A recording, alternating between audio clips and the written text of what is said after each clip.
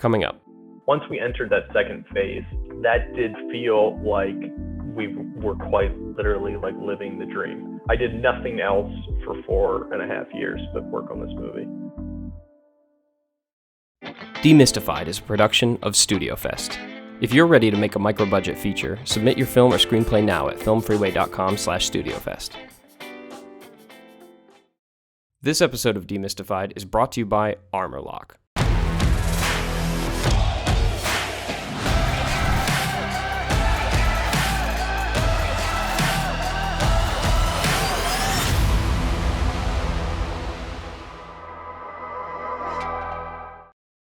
This series exists in both video and podcast form and is designed to be experienced either way. You can find the video version at moviemaker.com or the audio version wherever you get your podcasts. From StudioFest and Movie Maker magazine, this is Demystified, a series about an innovative new way to make movies and what it really takes to make an indie feature film. My name's Jake Bowen, and this series is about shedding light on the parts of getting an indie film made that are never seen and rarely talked about, through the lens of StudioFest, a one-of-a-kind annual film festival that awards up-and-coming writers and directors the chance to make a feature film.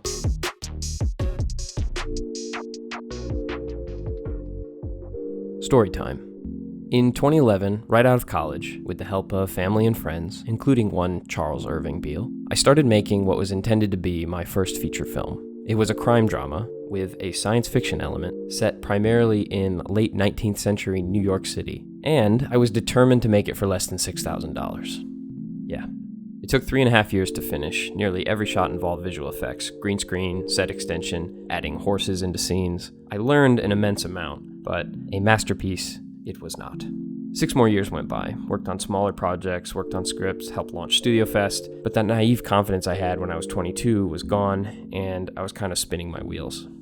Then, the same week we released the first episode of Demystified, I found out about a movie called The Wanting Mare. Can you see it now? The past.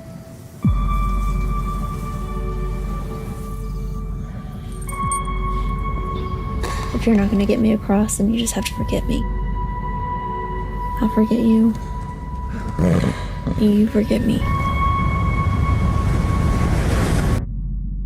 And then I found out about the incredible way The Wanting Mare was made, which we'll get into in this interview. And then I watched The Wanting Mare's premiere at the Chattanooga Film Festival, and I have not been able to think about anything else for the last 9 months.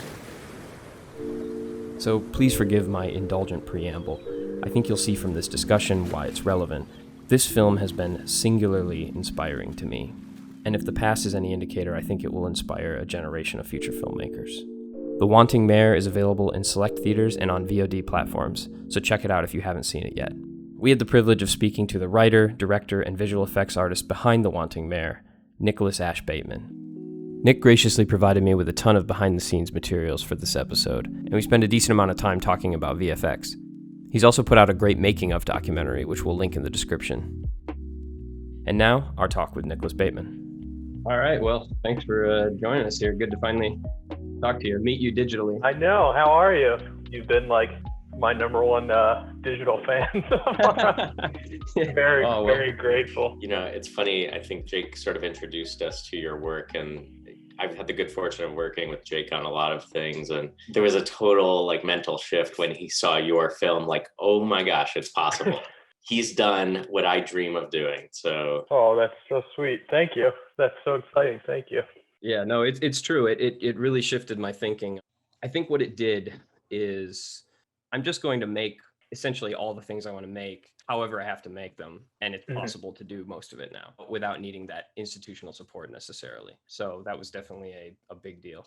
Well, that's wonderful to hear. I mean, that was the hope. Can you just talk about your background and where'd you come from? What do you do? So I'm from Maryland, right outside of Baltimore. I left college after a year and a half. I'd gone a year one place and then tried to finish a year at another place, and was full of energy, for lack of a better term, and was like, I'm dropping out and I'm gonna go make movies, and I think I have to go to New York to do this. A lot of the filmmakers I really liked, and actually actors I really liked. I think it was like me being obsessed with like Philip Seymour Hoffman, being like, I got to go to New York. So, in my like 19-year-old brain that basically was like still in the middle of having a blast at college, I decided to drop out almost like in the course of a day, and like back to my car, drove to New York and rented a room. It's insane to me now to think about, but I got there, hadn't really thought about it, and was like, I don't know anyone here. I've never spent the night in New York. I don't really know what I'm doing. What is the plan here? Someone lived across the hall. His name was David Ross, and he had very long hair and he wore sunglasses. And we both went to the same pizza place every day. Really, the only thing that could have been said was something along the lines of like, do you know anyone else here? And of course, both our answers like, no. Then that resulted in him being like, what do you do? And I'm like, oh, I want to make movies. And what do you do? He's like, I'm a still photographer. We just sort of really bonded. And out of that relationship, we made this movie called Circus Animals. It was a feature, was really kind of one of our film schools that took us 2.5 years. And it took 2.5, 3 years to raise $10,000. I really tried to raise money for a long time and no one would give me $1, literally, like not even $1.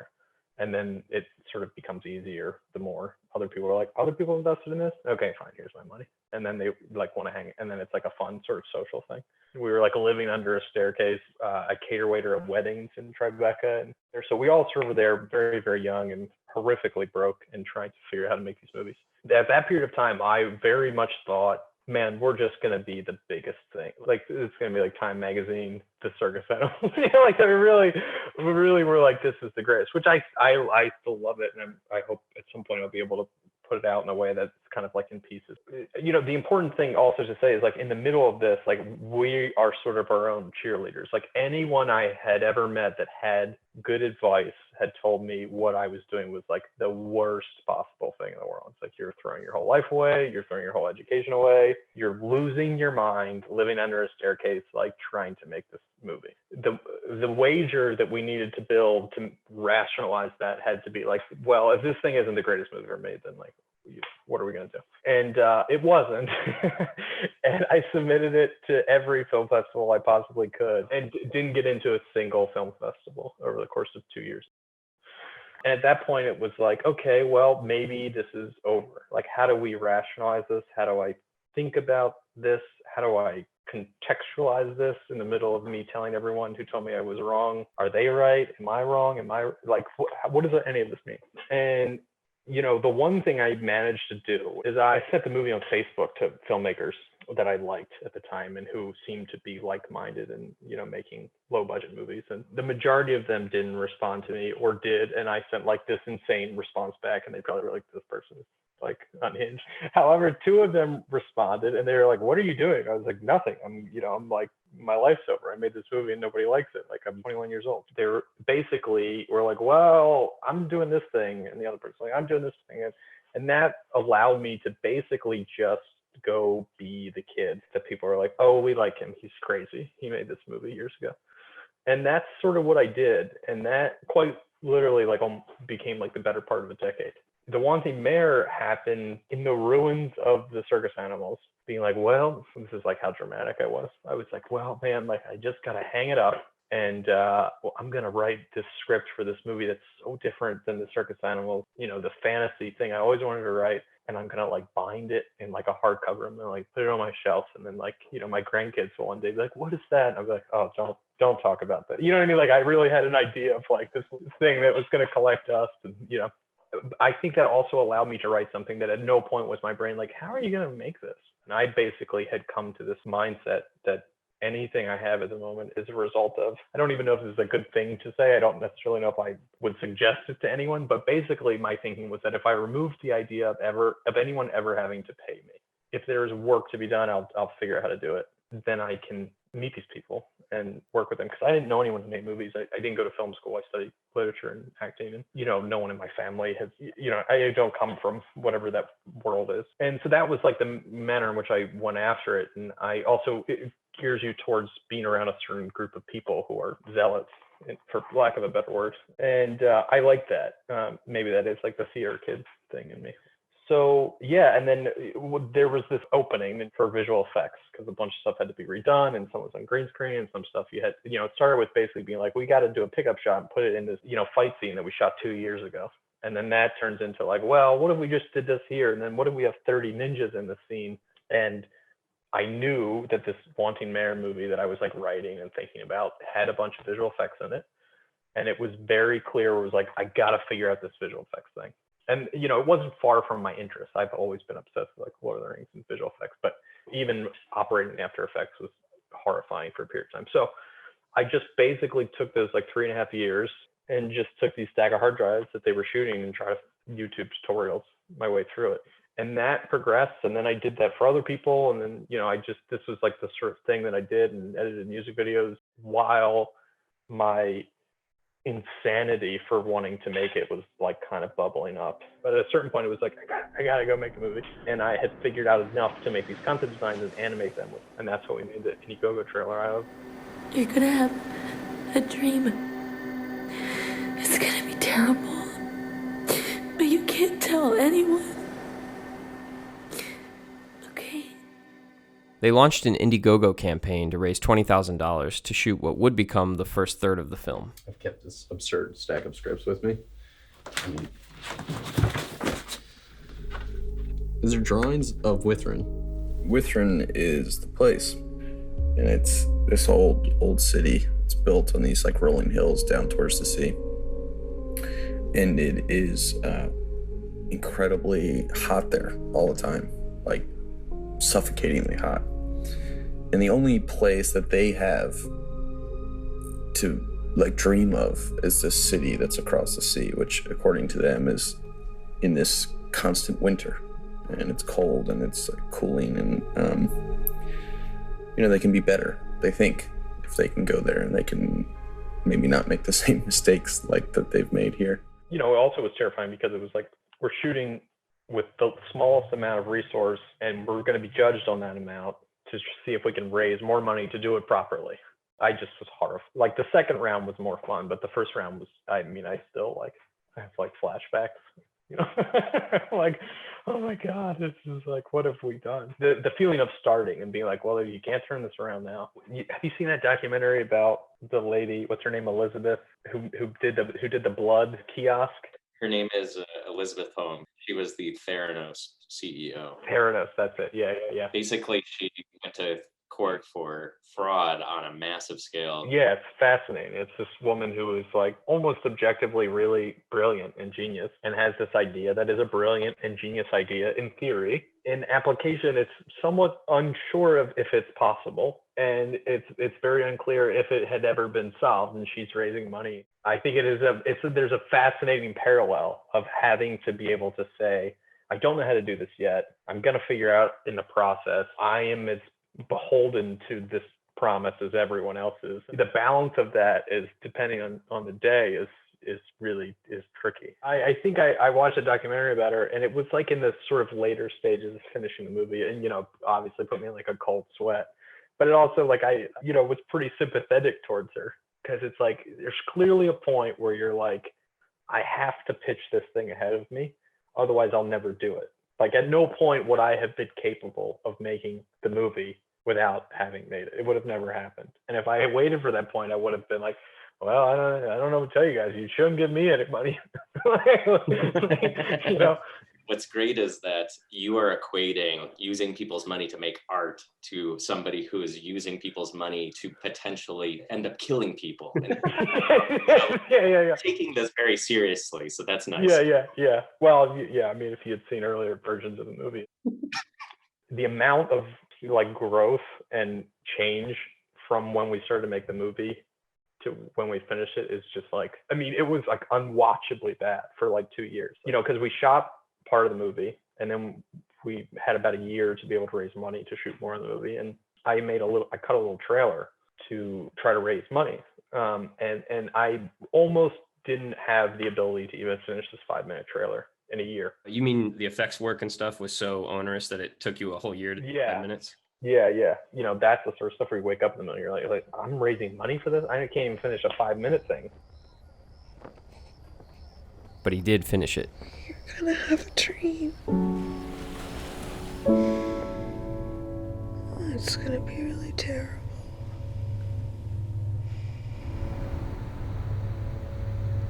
You're gonna have it every night. And it's gonna feel like a nightmare. They used that 5-minute trailer to raise funding for the remainder of the movie, which was shot almost entirely in a warehouse against blue screen.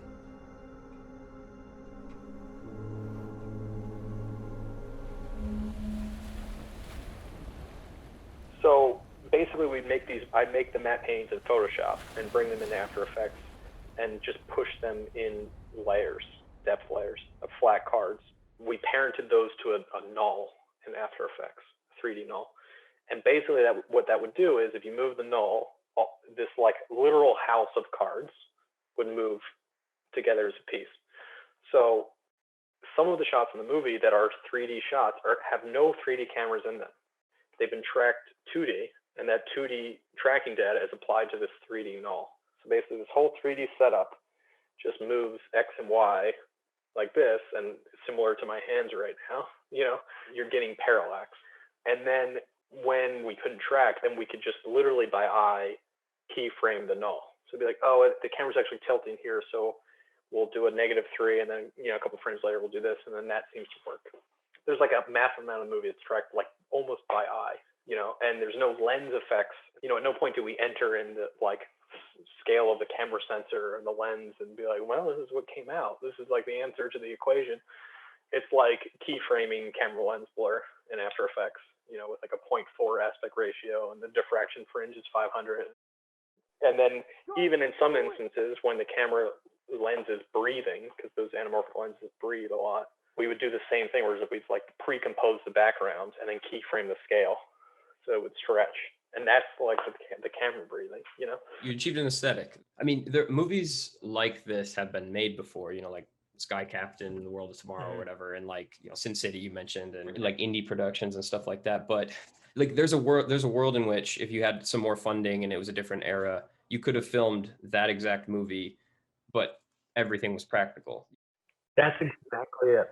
And it's like it achieves an aesthetic that doesn't constantly remind you that it's an effects movie. It's just it is an effects movie literally, but it doesn't feel that way. It feels like a cohesive, grounded world or whatever. So that I don't know if that was like consciously in our mind at the beginning, but at a certain point we did realize. I think it was when I was trying to figure out how to do grass, and it was like, what are we doing? There's grass outside. Like, what am I doing? I'm sitting here for months trying to figure out how to make digital grass. And this is before Blender and Eevee, and you have wonderful grass packs. And I did a visual effects shot for something else last week, and I just downloaded a grass pack, and literally in 3 hours I had like a full vegetation. I was like, this is insane. This is so insane. Like, I cannot tell you how long we spent trying to be like, what do we do with this grass in the movie? And that makes you feel nuts, because it's like you're watching other movies, or like Monster, something like Gareth Edwards, and you're like, he's making a movie about a monster. We're talking about grass, guys. Like, we can, surely we can figure out grass. But something different happens once you kind of cross that hurdle and also like give into it, which is that at a certain point it did sort of feel like painting. I asked him to break down the shot of the ship by the pier, because I suspect this one involves at least some 3D assets. So part of the elements of that shot I no longer possess because the hard drives broke, and I had to composite over a previous version that was composited, and it was like there was rotoscope and all this sort of stuff, and we couldn't solve the camera again. And it's one of my favorite shots in the movie, but I would go back still and fix it. So that is a back matte painting that is in a pre-comp in After Effects that has animated flickering lights and animated birds and all that sort of stuff, including the barge in that background, or yes. Okay. Yeah. Well, in the reverse angle where it's pointed towards the city, where he's walking out, that's where the harbor wall is. That's a mat that has birds and everything animated in it. And then there's a flat pre-comp, which is just layers of stock footage of water, surf. And that is basically like screened and overlaid, blending options overlaid over a matte painting. And then the pier is done, which is just insane because I don't even have it installed on my computers anymore, is done in Element 3D. So it's the Andrew Kramer After Effects 3D plugin. That was like the extent of if we had to do some 3D, if we couldn't get it through Element 3D, like it just wasn't going to happen, because I what it was before Eevee. And it's like, what are you going to do? What are you going to render in cycles for years? Impossible. I kept trying to basically get better at 3D stuff. And all that wound up doing was I would be able to make templates for matte paintings, single frames that I could render out. And then I would photo bash and matte paint over those single frames, but I would keep a consistent sort of geometry and lighting. And some of those got better as time went on. Pointed towards the ship, I think the pier is in Blender. And then the reverse is Element 3D. By the way, I love the reverse with the statue. I mean, it's probably directly because of Lord of the Rings, but giant statues are always cool. It's the Argonauts. Yeah, I'm constantly like. You've probably heard of or watched videos by Ian Hubert, the Blender guy. I'm subscribed to his Patreon. I'm taking notes. The way he's sort of like reintroduced the idea of image texture, the mileage he gets by doing that is incredible. Yeah, how he's projecting images and then just moving the geometry to that. I've started to do a bit of that. So anyway, I'm watching his videos constantly and just like I'm a giant fan. I'm a YouTube junkie, obviously. I'm on YouTube all day. It's amazing. It's just like such an incredible community. It also gives you the sense of like, for me, like when I wake up and make coffee and sit down on the computer, you watch all these videos and it's like, okay, everybody's working today. I love that. I love that feeling. Yeah, I've kind of just started to, in the last like several months, get better with Blender like in earnest. So it's incredible. Do you have like the mega scans? Because that's the biggest thing now. That's what would change the whole movie. Like if you're looking to learn how to use Blender, I think it's really helpful because it basically gives you a bunch of templates. Like obviously the idea of photo scanned assets is something where, video games use it now, movies use it now. You don't really need to texture something from scratch. So, mega scans literally you can just download sort of like endless assets and just import them directly into Blender and they're textured. By doing that, you can look at them and be like, how is this textured? What does a roughness map look like? What does a diffusion map look like? And if I change what these sliders are, what does that look like as well? Because you can literally import one of those, put a light in the scene, hit rendered, and see in real time, like, this looks great. So there are 3D objects as well as like textures to where I could make a version of that pier literally in like minutes that would look photoreal because all of the elements of them are actually scanned. Something I was thinking about when I watched it, particularly when I watched the behind the scenes, is David, your cinematographer. I just feel like it would be so hard to do that much green screen work or whatever and have the foresight to light it in the way that he did. Yeah. Like that sort of bordering on underexposure, and like it almost felt like courageously lit. There's a version of this that could have been filmed in a way that was higher key and just would not have looked as grounded. I think he nailed that. Part of the reason why the movie took so long, and this is like really genuine, is that it took me so long to catch up with David. I look at what he was filming, and I would try to composite something, and I would totally mess up the plate, where I would key the green screen, and then I'd crush the blacks down, and then I would turn the color temperature way too blue, and then everything it would be all messed up, and then I'd try to composite behind that, which is just like, I'm sure like VFX school day one, they'd be like, don't do that. You composite to the way the camera footage looks. Which literally I wasn't doing for like a year and a half. And then once we started doing that, it was like, oh, right. If I just follow exactly what David did. And while we're talking about the cinematography, you might be as surprised as I was to learn that the Wanting Mare was shot not on an Alexa, but on the humble Sony a7S II. Yeah, I have to admit, I'm that annoying guy at the film festival that asked what camera you guys shot on. I mean, we're the same, because we're like, how do you do that? Because you're always wondering, like, how much of it's the camera, how much the lens, how much the cinematographer, and for practical reasons, thinking about like, what do I want to shoot on? Do I pony up for Ari or something like that? And then blew me away that was just shot on the Sony. So yeah, so it's the guy behind the camera. Yeah, it really is. And speaking of behind the camera, why be so forthcoming about how this movie was made? I love the visual effects stuff, obviously, and we're super proud of it. However, there was like a very, very strong contingent in the 3 or 4 of us and in my mind of being like, I don't want to ever tell anyone that there's even visual effects in this movie.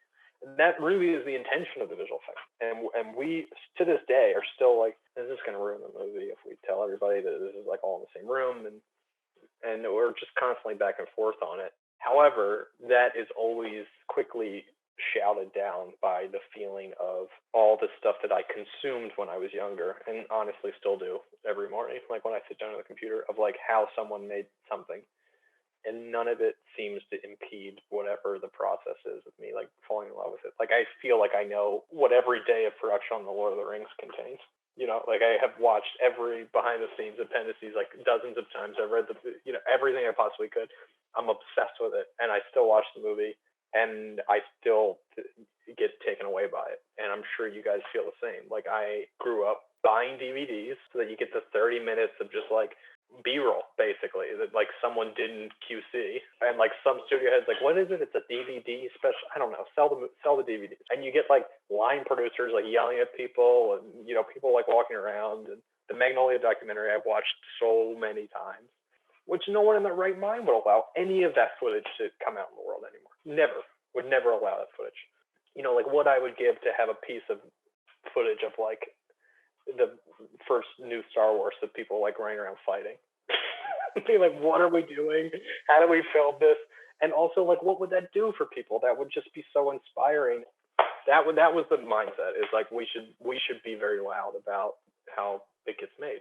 And what a wonderful sort of messy thing this is. I appreciate it. I mean, I used to watch the extended Lord of the Rings behind the scenes like once a year, you know, and like I think my first DVD, I think my parents thought they were getting me the Matrix, but it was actually the like behind the scenes Matrix DVD, like a dedicated DVD just of that. Yeah. So I really do miss the golden era of the golden age of DVD behind the scenes. I hope some of that comes back. So we've talked a lot about how the movie was made, but the other question that's always on my mind is how much was it made for? You know, we made the movie for what I think people would consider to be like a very low amount of money. We made the movie for under $175,000. However, it's so funny to say that and to have someone be like, what a small amount of money, because like that is an inconceivable amount of money to me. Like I don't understand how we raised that much. I surely don't understand how we spent that much. It just is inconceivable to me.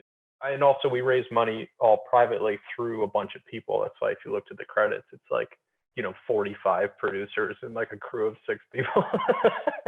But it isn't lost on me that when I was younger, you know, if somebody was like, I made this movie for $175,000, I'd be like, I mean, where am I going to find $175,000? So there's a part of me that still is like almost self-conscious about it. However, you know, the first chunk of the movie, that's like the first 35 minutes, that's what we started with. And that was basically the Indiegogo, which was like $20,000. And then I think we got someone to give us $10,000. Also our money, but I was like living in a car, but other people like involved at the time had some money, and they were like, we're going to put some money in as well. So proportionally, it is bizarre where it's like the first 35 minutes of the movie is made basically with like 6 people and $30,000. Even still right now, even talking about it, I'm like, where did that money go? My point of saying all that was that once we entered that second phase where we were in the warehouse, that did feel like we were quite literally like living the dream. I did nothing else for 4.5 years but work on this movie. I did a very, very, very, very small amount of work on other people's movies. And in the past year, as this movie is sort of finished, I've been able to work on other movies, and that's been amazing. So like no one had hired me to do visual effects really before that. So it did feel like this is a dream to wake up and do this every day. And then when we found ourselves in this warehouse in Paterson, New Jersey, and we had built these partial sets, it truly did feel like anything we wanted to make, we were going to get to make. Like the movie in our heads we were going to make. I now have had the fortune of working for people whose movies are financed by studios and executives. They need the movie to be good so they don't lose their job. However, it's not their money. The relationship of someone personally investing, here's $2,500 and we're going to replicate this like 20 times or whatever, is like so different to me. It deals with a bunch of questions of like commerce and art and what are you actually doing, you know, and the best thing, I am really, really lucky that no one let me do what I wanted to do when I was younger, because I would have been a total monster. First off, I would have been a horrific person, because everything I said I could do that people said I couldn't do, I would have been right on. And then at no point would anyone have been able to tell me. But I'm also lucky because I got to watch a bunch of other people, you know, go through the Shark Tank. I've recently started to watch The Deadliest Catch. I became obsessed with The Deadliest Catch. And I was like, oh, this is a really fascinating examination on like leadership. You're watching these 7 different captains of the ship. One of them is like, if you fall asleep, I'm throwing you overboard. Or the other one's like, I'm gonna buy you new shoes. And you're like watching how this works in the actual application of. And I think I had a bit of that with the movie making, of seeing, what works and what doesn't for small amounts of money. I think the biggest thing is like you just have to treat the people that work for you well. That's it. My rule now going forward is like if I'm making a movie for no money, I'm going to say, what do you want to do? And if I'm going to make you do something that you don't want to do, that has to be acknowledged and it has to be accounted for. And the hope with the Wanting Mare was that everyone was able to look at the Wanting Mare and say, this is the thing that I want to do, and I did that work in this. And it created far less people and far better work, I think. And the one thing that always stuck with me is, if someone is going to give me money, I absolutely cannot say, I just want to make my movie. You know what I mean? Like they're the enemy now. Like an intrinsic tension where you're supposed to be at odds with these people because the nature and the direction of money is different than that of art, which I don't disagree with. However, the meeting place of this is like culture and the zeitgeist, and that's where things become marketable. I'm not necessarily trying to make the most marketable thing I can make. Like I probably could have, with these same skills, made a far less weird movie, and the movie is obviously very, very, very weird. However, I'm trying to solve the riddle. I want a lot of people to watch it. More after the break.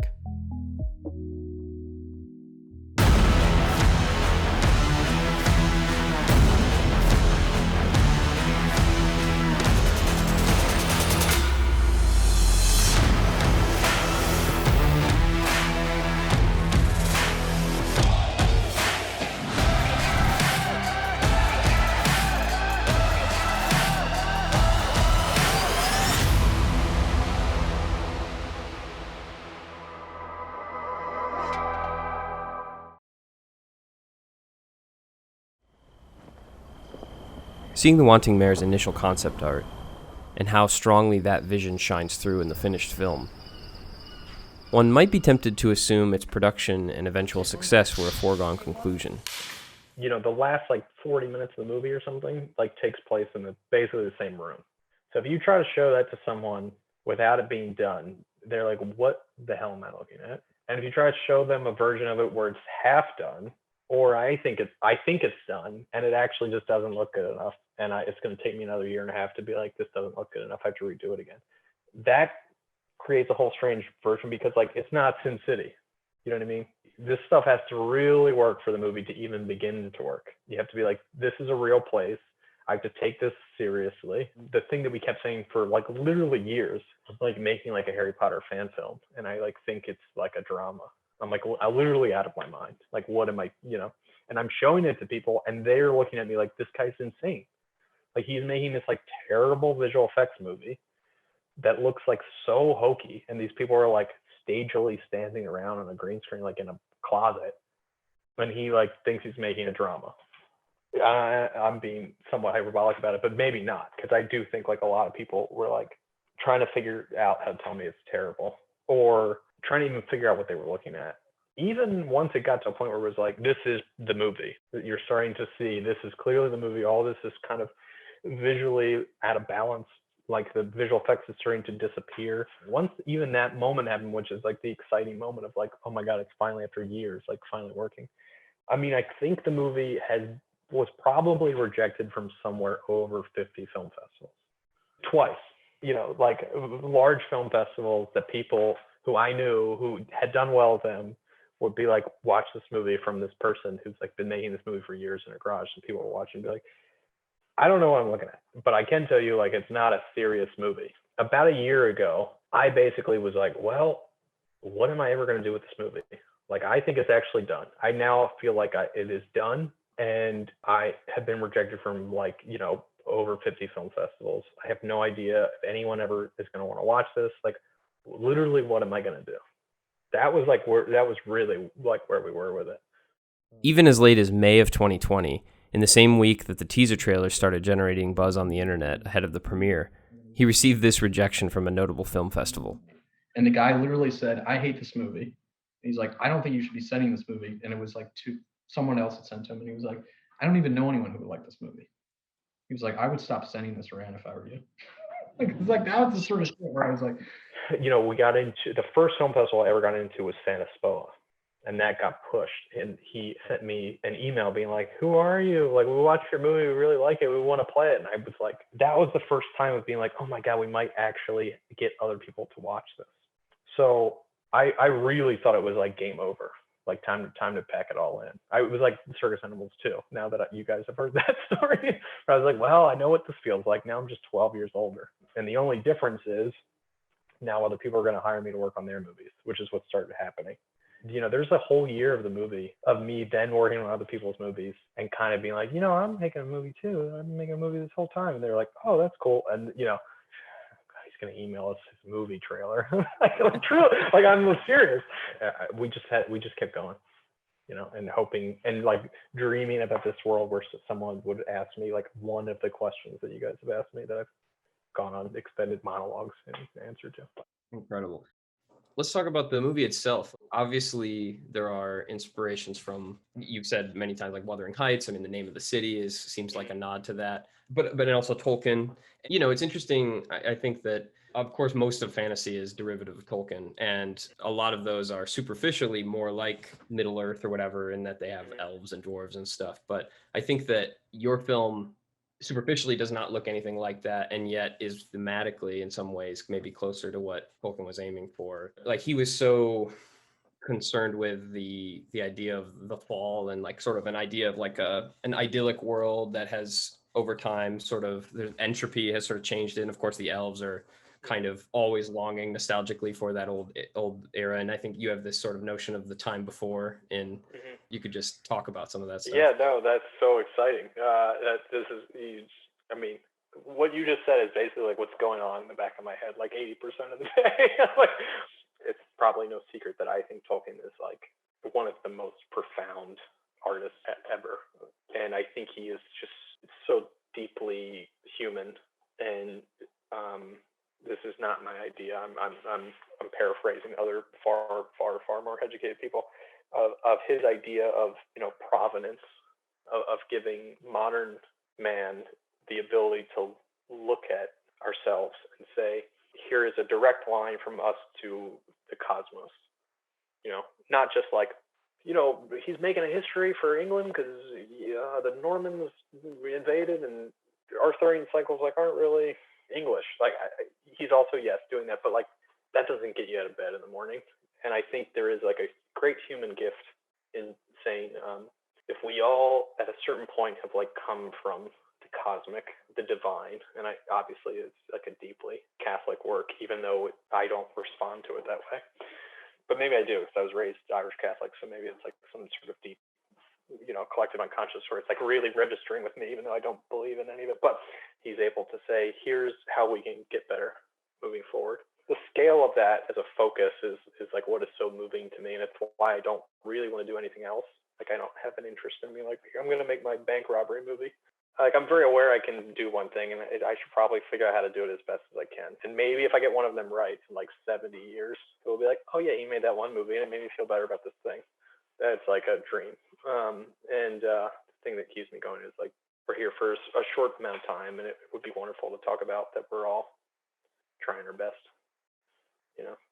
and I just think fantasy does that really well. In the sense of fantasy in it, as much as I have wanted to make fantasy, at no point have I felt like, here's the time to write chainmail. It doesn't really apply to my life. And I think that's expressed in my influences as well, where it's like, as much as I love Tolkien and Wuthering Heights and all these sort of things, like neo-realism filmmakers and, like 90s French extremism and whose name I can never pronounce correctly, but like Nuri Bilge Ceylan, Once Upon a Time in Anatolia and Winter's Sleep, and all like these sort of great, dense, deeply real explorations, Chekhov sort of things. It's like, this is what it's like to live as a person. That consumes me. Sometimes there isn't space for that in fantasies. If I could have places with like magic and myth and like a history, but no one's like casting spells. There's they're like people living there, and they're tired and sweaty and can't sleep and like want the same things we do. And I am deeply obsessed with the past. I said before that I'm the youngest of three. I was like the kid at Thanksgiving who is the youngest person there of all the people who are there. And I think that does create a feeling of like, what happened before I was here. I don't know. I just feel deeply preoccupied with the question of how quickly we're here. You know, I inevitably think about how quickly everybody else has been here and they're gone. And that is sort of history and fantasy in the past. And if I think about all these different people's lives that happened, like who remembers this? All these people's great loves and wars and unbelievable amount of human beings who are not here anymore. It's hard for me to think about anything else. That makes me want to make a space where people are asking those questions of what happened before. So, like, if there is a dramatic conflict in the Wanting Mare, it is a rhetorical conflict, I think. It's people being like, okay, if this time of magic happened, what does that mean? The answer to that when you're a kid, 20, 25, is very different than your answer to that when you're 65. And for me, the difference is you have no need of magic when you're young. You know, the thing that is not thought about with magic is that, yes, it does give you dragons and wizards and elves and things. However, if one of those things is possible, it then also becomes possible to change other things. Like, can I maybe not get old? Can I maybe like push when I die a day or two longer? Just like little things that we can't change about our lives. All of a sudden, if you can fly and if there are dragons, maybe you can change, you know, a couple of these other things. It would be nice to be able to move some of those things around, I think. And I'm already kind of getting pieces of that. I'm, you know, 31, and I'm already starting to, God, how did I lose all those years really quick? The fantasy in the Wanting Mare is a mythic sort of fantasy. I think the movie is not about the plot, and I think it is about the place, and the place is expressing one very specific sort of thing. And the fantasy that I'd like to continue to make, which is basically what I've been writing for the past 5 years, is what you, I guess, would consider more traditional fantasy, in that there are governments and people and cultures and trade and tariffs and, you know, all these things which cause conflict in the world. I do think I'm going to get to the chainmail. It's sneaking up lately. Curious about the future. I know you've done work of some kind for The Green Knight, and then whatever you can say, however vague, about your next project. Yeah, The Green Knight was an amazing, surreal, terrifying dream come true, which is that I saw the trailer like everybody else and was like, this is the coolest thing ever.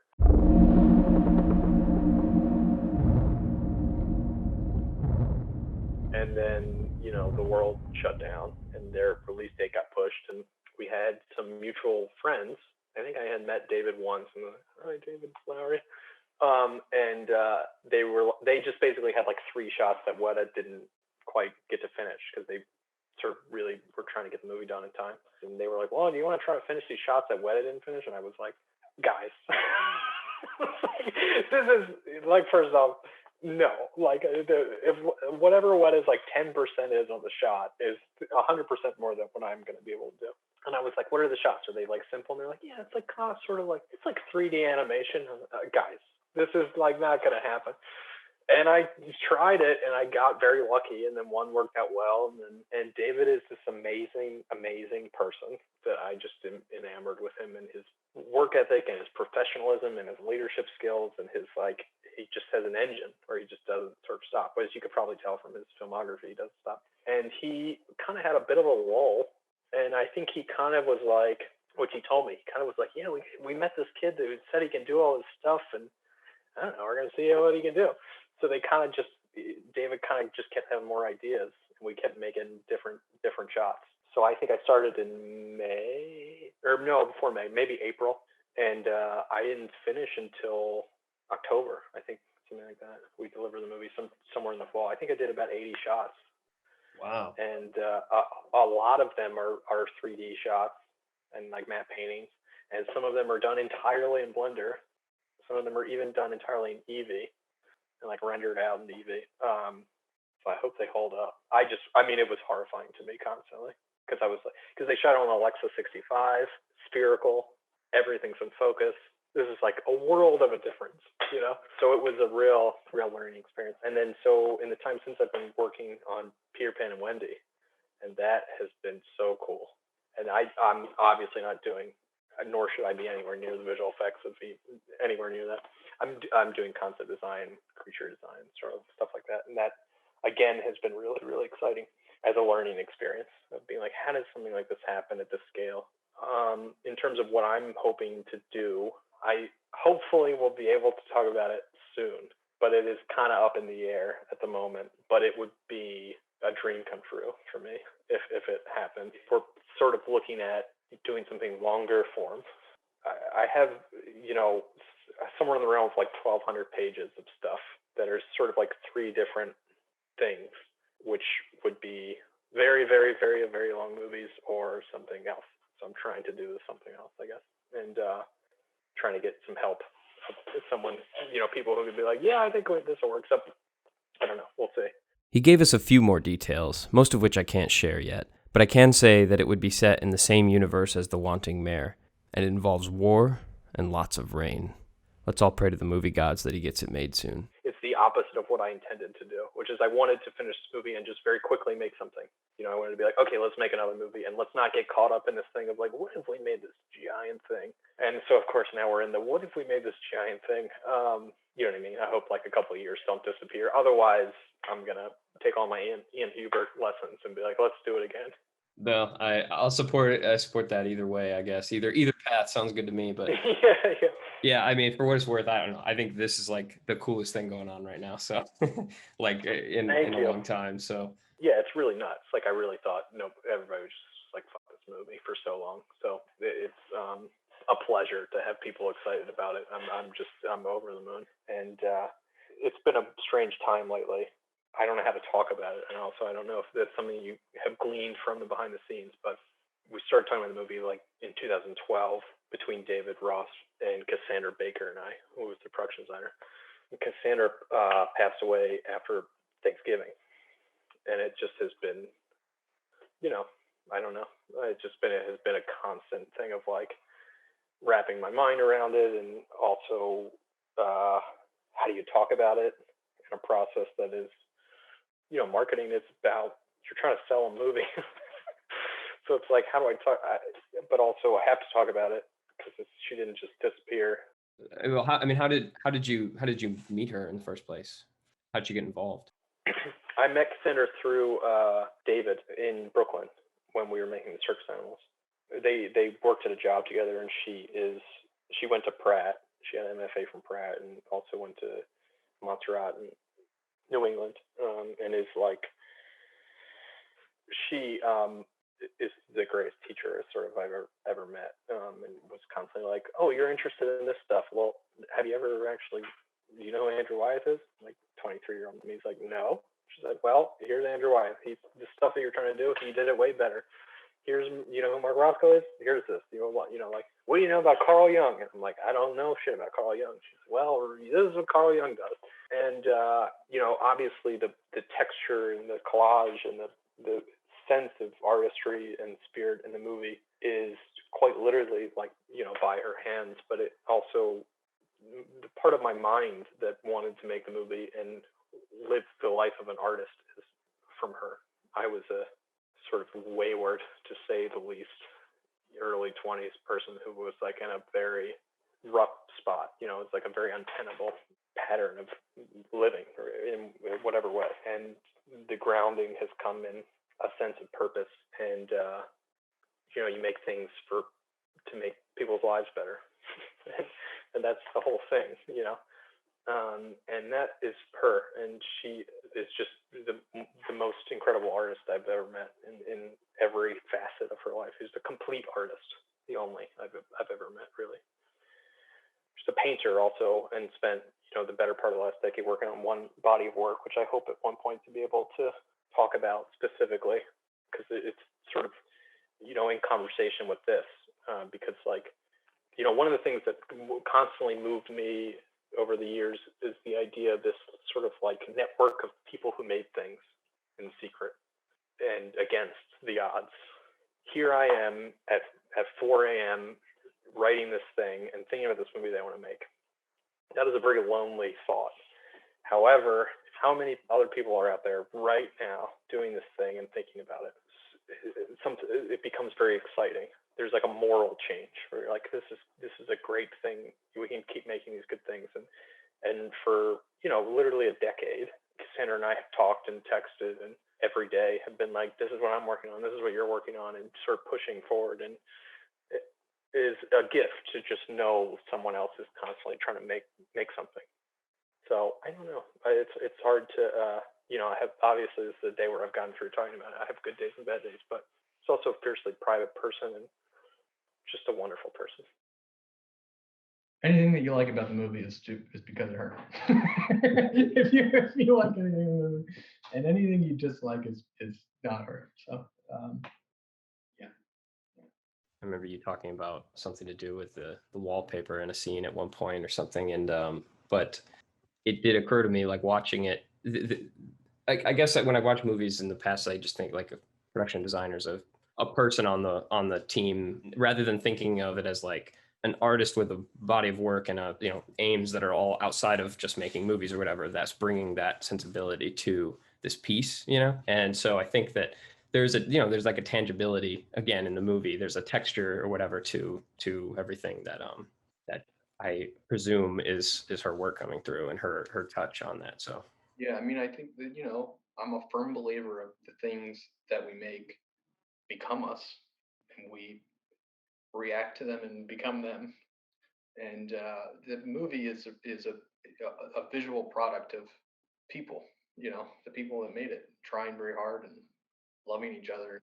Yeah, so I'm in the movie, she's in the movie, we're all in the movie in ways that I don't know, which is like, what a wonderful thing. I mean, the best thing for me when I am having a hard time is to be able to say in some tangible way that I have no idea how any of this works. I have no answers. No one has any answers, and we're all trying our best. Well, this movie has moved me certainly and inspired me to make things and move from just thinking about them to making them more quickly. So it's certainly done some of that for me. So I appreciate it. And again, appreciate you talking to us about it. Thank you. Thank you guys so much. It's a pleasure. I'm really flattered by your interest and attention, and it really means a lot. We should let you go, but congratulations on everything so far. Good luck with everything that's coming up. And you have my swords. And my 10-pound dog. All right, guys. Well, please keep in touch. The Wanting Mare is available in select theaters and on VOD platforms.